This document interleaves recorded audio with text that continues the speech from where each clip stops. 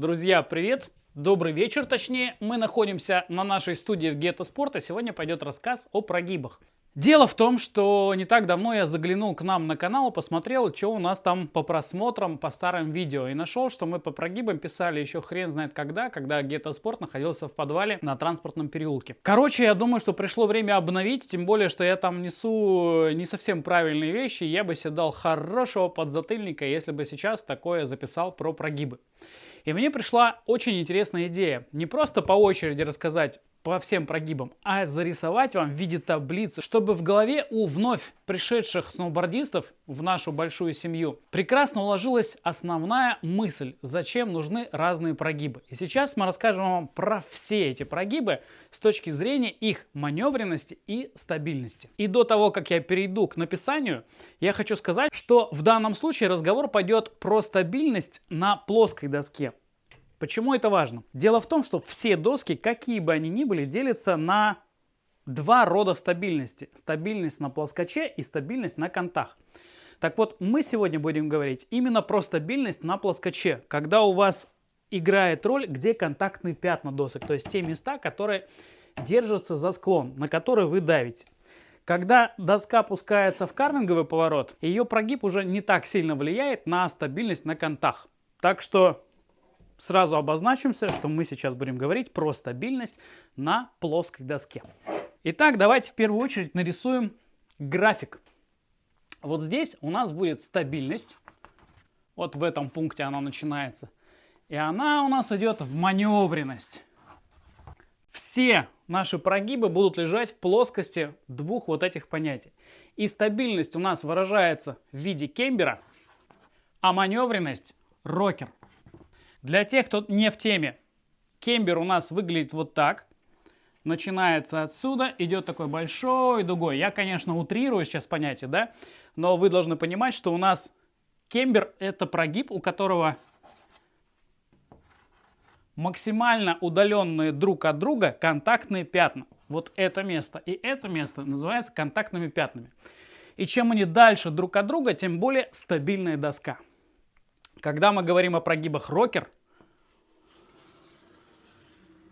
мы предполагаем, что доска имеет примерно вот такой прогиб. И контактное пятно у нее, по сути, одно по центру. Соответственно, если мы сейчас говорим о досках с одинаковой ростовкой, одинаковой жесткостью, одинаковым сердечником, одинаковым усилием, абсолютно одинаковыми, но в разных прогибах, здесь мы получаем максимальную маневренность, а здесь минимальную маневренность. Но при этом максимальную стабильность и минимальную стабильность. Этот как ватрушка крутится, а этот стоит как вкопанный, как на рельсах. Это будет у нас автобус, а это будет ватрушка по своей стабильности на трассе, на плоской доске. К катанию на контах это не имеет уже практически никакого отношения, именно на плоской доске. Итак, мы разобрались с главными понятиями, с кембером и рокером. Давайте пойдем дальше. Чтобы материал было усваивать еще легче, я сразу отмерю вам серединку. В серединке кто? Раз, два, три. Правильно, флэт. Флэт прогиб – это доска полностью плоская. Я не уверен, что у меня получилось полностью плоская, но она должна была быть полностью плоская. У нее тоже будет одна точка соприкосновения со склоном, и она будет максимально длинная. Грубо говоря, эта доска и не туда, и не сюда, и туда, и сюда одновременно. Кому может подойти такой прогиб? Для тех людей, которые хорошо понимают, как должна ехать доска и что он может сделать с доской, чтобы поменять ее свойства. Допустим, если вы на флетовой доске сведете колени внутрь, просто вот так вот сделаете, она у вас выгнется. Если это мягкая доска, то вы получите рокерное свойство. Если вы просто будете стоять ровно посередине, не смещая массу своего тела сюда или сюда, вы получите стабильную доску, практически такую же, как кембер. Между кембером и флетом разницы практически не будет, если вы стоите ровно посередине. Если же вы, не умея кататься, отклонились назад, то носовая часть вашей доски выгнется гораздо легче, чем у кембера. Соответственно, он станет более маневренным, но менее стабильным. И этими свойствами можно очень хорошо пользоваться, если вы знаете как. Идем далее и начинаем посвящать вас в тонкости. Какие прогибы вообще существуют и как они распределяются вот на этой шкале. Давайте возьмем такой прогиб, который называется Camrock. Он у всех на устах, на нем катается практически весь Джонс, весь Найдекер. Большинство досок Yes будут на прогибе Camrock. Что такое Camrock? Он будет находиться здесь. Camrock. Вообще это название появилось от сокращения Camber Rocker. То есть доска, у которой есть рокерная часть, кемберная часть и рокерная часть. Грубо говоря, это укороченный кембер. Контактные пятна этой доски будут находиться вот здесь. И если мы сравним ее с кембером, я сейчас нарисую поверх его,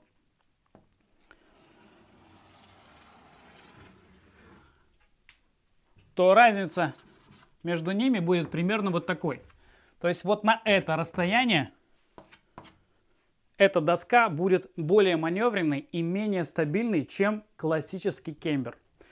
Это прекрасное свойство для всех досок, которые имеют виды на такое звание, как универсальный сноуборд. Соответственно, когда вы не совсем осознаете, что вы хотите от доски, вам хочется вроде бы и во фрирайде себя попробовать, и на трассе покататься, и то, и другое, и третье, то Camrock будет прекрасным вариантом.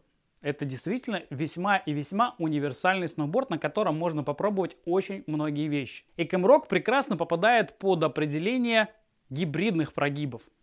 Практически все прогибы, которые не являются рокером и кембером, можно запихнуть в гибридные. Это не значит, что это какой-то конкретный прогиб, это значит, что это и не кембер, и не рокер.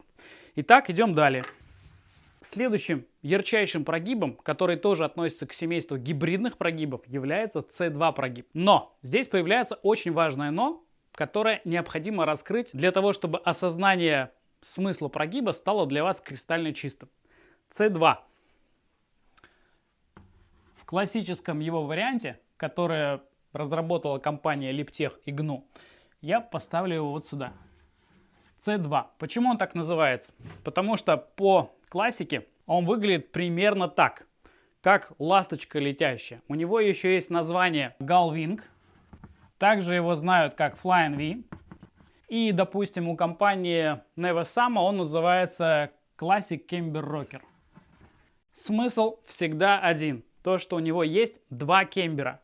Вот этот маленький кембер и вот этот маленький кембер. Дальше у них возникает различная вариация этого кембер-рокера. Допустим, если мы берем ту же компанию Nevesama, то у них есть гибридный кембер-рокер. И вот эта часть, вот с этим размерчиком, она будет меньше, чем вот эта часть. Задняя часть более выраженный кембер, передняя часть менее выраженный кембер. И этот пример гибридного кембер-рокера Nevesama — это далеко не самая важная разновидность этих C2 прогибов. Самое важное, как он расположен относительно плоскости. Допустим, вот мы сейчас нарисуем горизонт. И для нас будет важно, на какое расстояние от плоскости Земли будет поднята вот эта часть. И чем выше будет поднята вот эта галочка, тем ближе доска на C2 будет к рокеру. Видео снято благодаря поддержке магазина Getto Sport. Вы поможете развивать сноубординг в стране, выбирая себе инвентарь именно тут. А мы, в свою очередь, всегда вас поддержим честной консультацией, большим выбором и лучшими ценами. Друзья, я совсем забыл сказать, чем же хорош C2 прогиб, почему он тоже считается гибридным, универсальным и почему он пользуется большой популярностью. Давайте нарисуем, допустим, так. Вот так он в нейтральной позиции. Если вы работаете в бордшопе или вы пришли помогать своему другу выбирать доску и перед ним стоит вот такой прогиб, вам очень важно объяснить ему, чем плох и чем хорош этот прогиб. В первую очередь, если вы до этого катались 5 лет на кембере, вас ждут некоторые трудности. Почему? Потому что вот эта зона закладных, и если вы будете стоять в нейтральной позиции, вот ваши ноги идут в задницу, растут, то вы будете касаться склона постоянно только этим местом. И вы будете крутиться и будете ощущать себя как на самом-самом маневренном рокере. И это не всегда хорошо, потому что иногда вы просто не понимаете, как завернуть. Вас носит из стороны в сторону, доска начинает крутиться вокруг вот этой точки. И очень многие пишут, что двойной обратный прогиб им не зашел. И в 99% случаев это связано с тем, что они привыкли кататься на кембере. Вот на таком прогибе.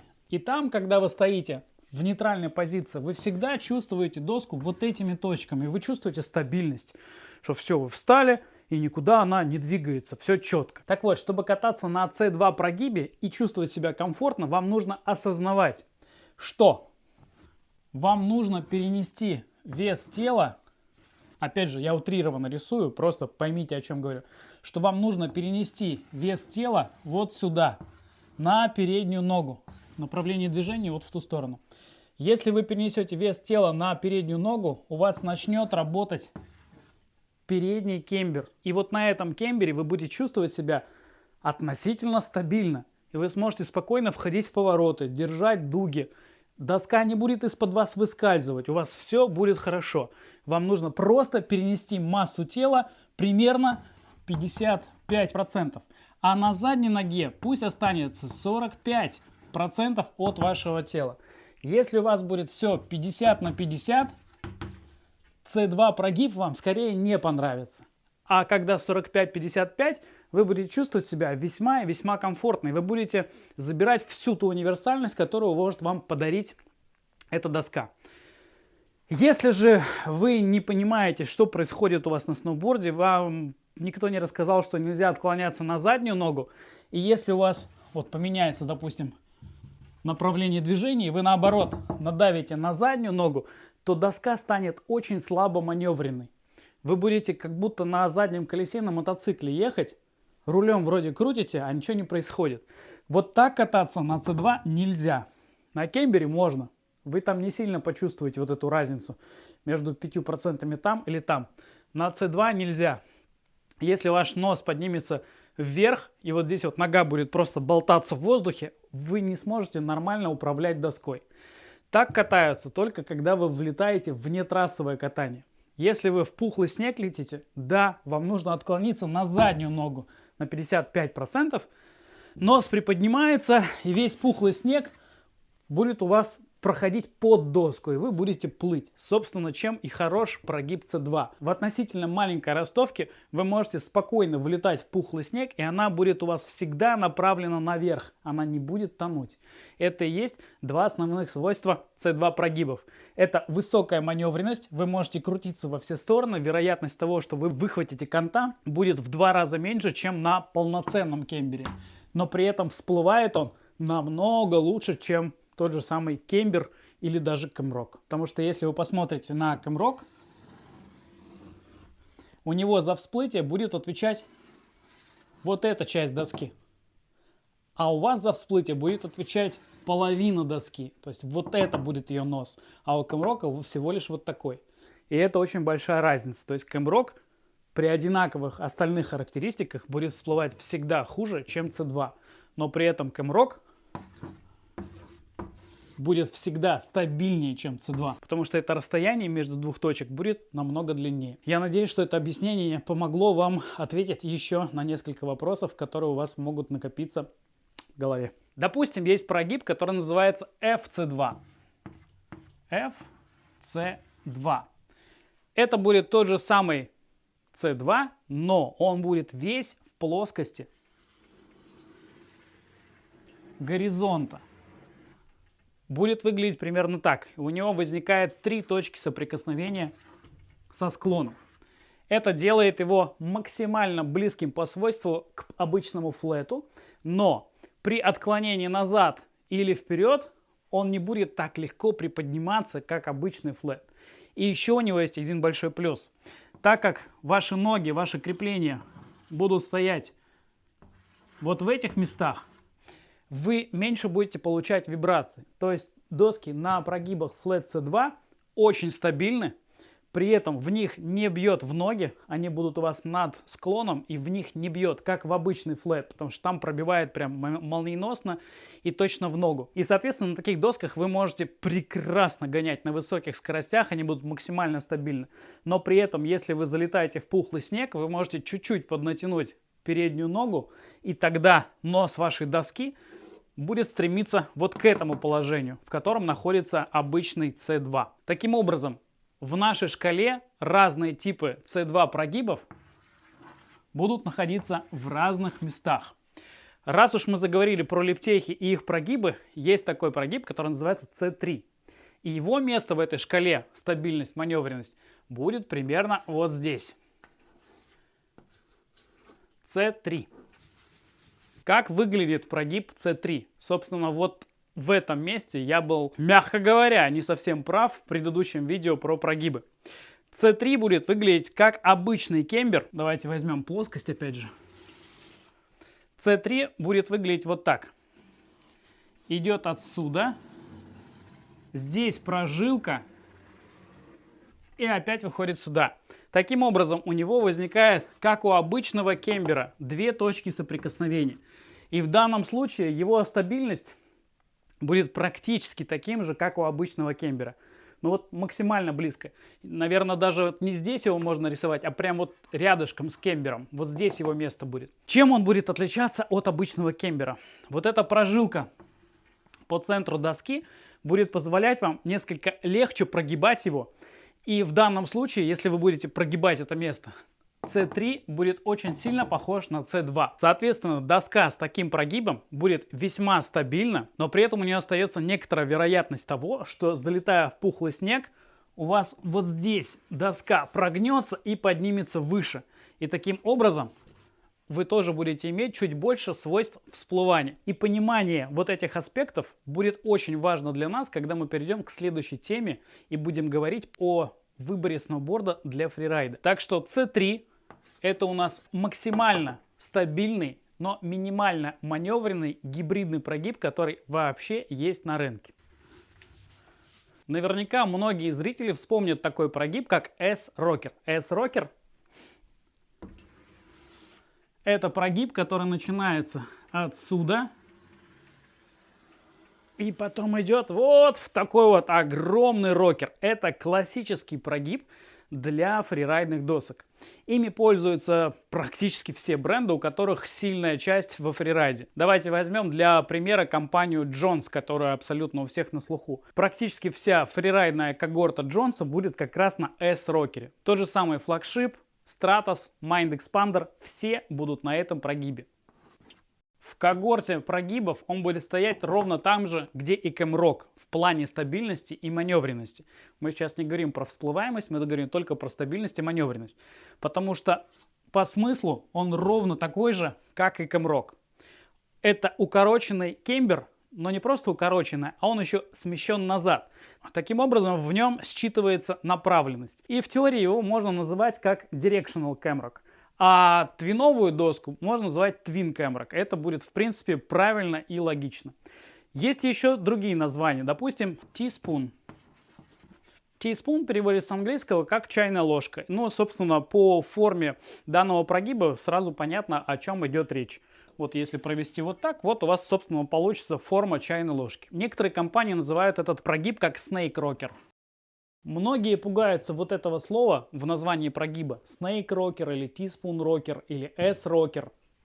Вот этот рокер имеет весьма условное обозначение в описании данного прогиба. Он находится только здесь, только в носовой части. А весь смысл, всю стабильность на склоне у вас будет, конечно же, определять вот эта часть сноуборда, которая гораздо больше кембер, чем рокер. Идем далее. Есть еще очень популярный прогиб, который мне лично офигенно нравится. Он называется Flat Kick. И Flat Kick на нашей линеечке будет находиться примерно вот здесь. Мы вот сюда опустим. Называется Flat Kick. Flat Kick это название, которое придумала компания Capita. И в ее модели Pathfinder, а раньше он назывался Horror Scope, а также в модели, которая называется Scott Stevens Pro или Ultra Fair, как раз будет использоваться он. Он есть и у других компаний, и я имею обыкновение называть его флэткиком и во всех других компаниях. Он есть в Borealis, он есть в Whatever, он есть у Apo, да и вообще до хрена у кого есть. Смысл этого прогиба такой. Он будет иметь вот такую вот форму. Раз, два, три. Он вообще похож на трехсекционный вейкборд.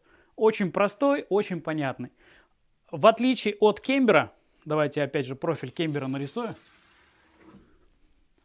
у него сокращается точки прикосновения со склоном, ну, у него точнее будет вот такая прям большая площадь, как у обычного флета, относительно кембера он будет короче, соответственно, он будет более маневренным и гораздо менее стабильным, чем классический кембер. И у него появляются новые свойства. За счет вот этой части, носовой и хвостовой, такие доски очень классно использовать в парке, в джибинге, во флет-фристайле. А если вы возьмете ростовочку побольше, то и вне трассы на таком тоже довольно неплохо гонять. Имея в виду, что вот эта часть достаточно большая, вы можете перепрыгнуть прямо на нее, и тогда, если вот это у вас будет плоскость земли, то все вот это будет подниматься в воздух. И давить прессы, ноуз-прессы на такой доске просто милое дело. Это очень комфортно, стильно, и вы можете, не обладая какими-то невероятными скиллами в джибинге, сделать ноуз-пресс на периле. Буквально там с первых дней. И это на такой доске будет легко. А если же у вас кембер, и вы захотите сделать ноуз-пресс на периле, вам будут нужны вот такие вот скиллы, чтобы добиться этого результата и не разложиться на этой периле. Прекрасный прогиб, который я лично очень сильно ценю. Так, у нас есть еще один прогиб, который тоже будет очень-очень близок к флэт-кику. И буквально еще 3 года назад человечество не знало о существовании этого прогиба. Его придумала компания Never-Summa, и он называется Triple Camber. Triple Camber будет несколько стабильнее, чем классический Flat Kick, и в нашей линеечке я бы поставил его вот в это место. Triple Camber поистине прекрасен, потому что он представляет из себя малюсенький кембер, и вот эта часть тоже у него будет кемберная. Я сейчас утрирую. Но смысл в том, что вот у вас получается уже 3 кембера. 1, 2 и 3. Что компания Never-Summa добилась вот этим прогибом? Зачем они его вообще сделали? Смысл в том, что пока вы едете в нейтральной стойке, и это я сильно утрировал, там не так все торчит, но смысл такой. Когда вы едете в нейтральной стойке, вы касаетесь 2 вот этими точечками за склон. Соответственно, вы имеете больше стабильности, чем обычный flat kick, но при этом вы имеете весьма нифиговую маневренность по сравнению с полноценным кембером, с большим. То есть это будет такой прямо мини-мини кэмрок у вас под ногами. Но при этом, выполняя какие-то трюки, о которых я говорил в плане флэт-кика, когда вы переносите вес на переднюю ногу, допустим, или на заднюю, она не выстреливает вас как с обычного флэт-кика или как это делает кэмрок, прям он из-под вас стремится убежать. А вот за счет вот этого кембера вы будете чувствовать себя максимально стабильным на маленьком-маленьком отрезке вашего сноуборда. Очень интересный прогиб. Доска, на которой он стоит, называется FR. К сожалению, в Россию они не поставляются, но в целом доска очень интересная, весьма маневренная. Ее тоже прекрасно использовать и в бэккантри, и при веселом катании на трассе. Она весьма и весьма стабильная для своей маневренности. И при этом она выплывает из пухлого снега. Офигенная доска. Как только возможность будет, они к нам приедут 100%. Так, по-моему, у меня остался всего один прогиб, который я еще не обговорил. И он называется Directional Flat Rock. Flat Rock, в сущности, это тот же самый Flat Kick. Правильнее его было назвать, наверное, Twin Flat Rock. Flat Rock.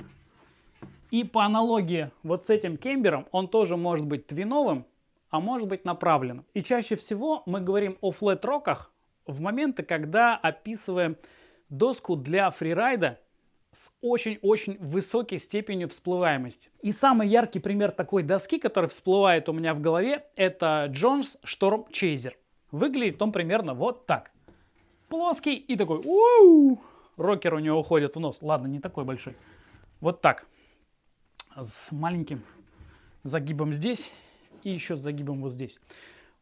Схематично выглядит так. Вот эта часть отвечает за его стабильность, а вот эта часть отвечает за его всплываемость. Собственно, здесь, наверное, ничего объяснять не нужно. Как правило, это доска номер 3. Она бывает только в дирекшнл варианте, когда у вас маленький хвост, огромный нос.